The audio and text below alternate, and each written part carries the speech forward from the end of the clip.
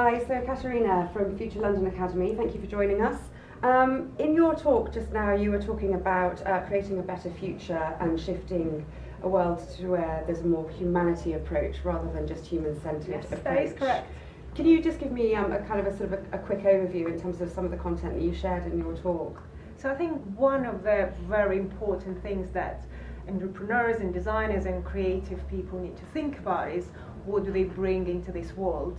So essentially we've been so obsessed with this human-centered design, essentially creating products and services that are based around human needs, what they want, how to make their life easier, that we completely forgot the bigger picture of the world we live in, what do we contribute to this world by creating these products and services, by running companies. So I really want designers and just people who start companies to think a little bit more about the positive impact they're having on the world and if the impact is positive at all. Okay. So following on from that, one of the things that you were talking about was sort of how you need to surround yourself with kind of very positive influences within your circle, people who might challenge you a little bit, some people who are going to be your cheerleaders, that sort of thing. And you called it the magical three, so the inspiring, the annoying, and the empathic. One of the questions I had around that was, do you think that that would be a good approach in terms of how you hire? So for guys who don't know who are these magical three, so I believe that there needs to be someone like a hero that you follow and you want to do more because that person inspires you. There needs to be someone who really annoys you, maybe your colleague or your friend who you want to beat, so it's like a competitive spirit that kicks you to do a bit more. And then you need to be this supportive, empathic person, whether it's a best friend or for me it's my sister, that keeps you balanced and supports you through all your endeavors. So in terms of hiring people, I would not say that's probably the best approach. There is, I think Richard Branson actually said that the first 7 people that you hire in the company can be like you. We talk a lot about diversity and that we should have different people, and I totally agree with that approach, that you need to have various opinions in your company. Though when you're starting out, there are so many challenges that you face as a company or as a startup that putting even more challenges on top of that might not be the best strategy if you want to grow. So surround yourself first with the people that you trust, that feel that have the same passion, because they will be the ones who drive you and you will be the one driving them. So if you have completely different points of view, that will be very challenging. So first ones probably not, but then kind of try to find that balance of diversity in your company. Okay, so initially you think it's more about going from that stage where you're wearing all the multiple hats to actually starting to delegate some of that responsibility out and making sure that actually trust is probably the key point on that. But then once you've moved through that initial kind of hiring round, it's then about kind of having a look at how you balance out the different personalities. Okay, great. So moving into the workplace then, one of the things you also talk about is how you spend your time, or how everybody spends their time. So a lot of us use social media, a lot of us use Facebook a lot. And you were talking a little bit about the quality of time spent, and that perhaps, maybe this isn't always the best quality. Can you talk a little bit more about that? Yeah, I think the most important skill that people will have in the future is the ability to focus on whatever they're doing. There is a great book called Deep Work that kind of explores the whole idea that to actually do some research or innovation or create some inventions, you need that quality of time where you just immerse yourself in the subject. You spend hours and hours and days not being distracted by anything else, and that's how researchers work.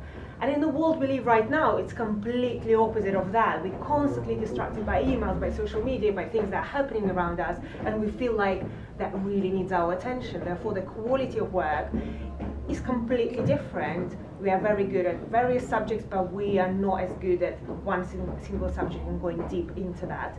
So it depends on the nature of your work, what kind of person you are and what kind of type of work you're trying to do. So not everyone needs to kind of this focused attention and focusing on one problem at a time. Sometimes you actually have to be juggle. But definitely social media and emails and internet, you need to be sensible about that. I wouldn't say delete all social media profiles. It is part of your business. For a lot of startups, it's the way to actually generate revenue. I think the trick for me personally was to separate myself from my business accounts. Yeah.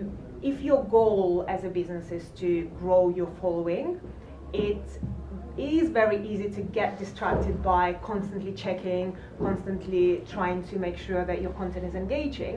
So luckily we now have a team looking after that, so I don't need to worry about that every single day, and it definitely saves me a lot of time and gets my attention back to the things that are probably more important in the business than social media.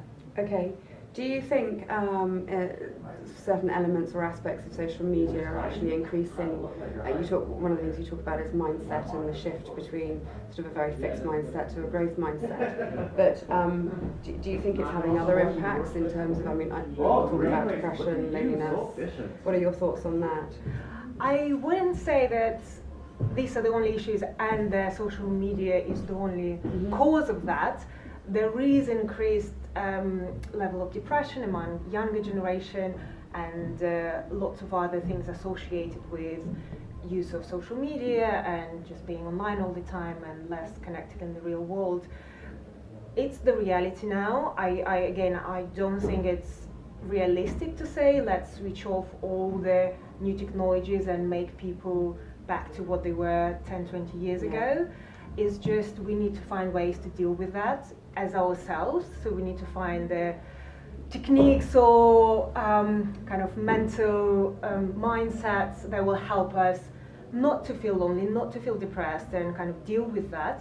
As well as we need to kind of, as a society, encourage more behaviors that will help people connect and talk in real life. Nothing will ever replace the human connection, and we are talking in real life now, and it's definitely much different than talking on Skype or on any sort of. But again, it ties back into that whole sense around humanity and human-centered design, obviously, which is a tier below that, really. Definitely, and especially that's a really good example because currently the digital products are very human-centered. They're all about what you want to get out, what you as a user, what's your experience, and how to make this user experience the easiest possible. And it got to the stage that it is very easy, and that's why we are addicted to it, and that's why as a humanity we suffer. So yeah, just shifting this kind of mindset will definitely help.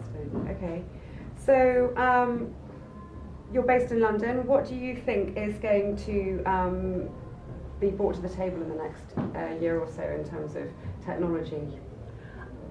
It's very difficult to predict the future, but things that... What are you watching? Yeah, things that we see happening in the industry, because we work with a lot of companies who are innovating at the moment, and it's really good to see kind of these trends going up and down and fading and coming back. And for example, last year virtual reality was like a big thing, and this year people realize that virtual reality, it's to make it accessible to everyone, it's a lot of investment. Not everyone has the access to the kits, and it's augmented reality now kind of has more potential because it can be accessible through your phone, it can be accessible through lots of other devices.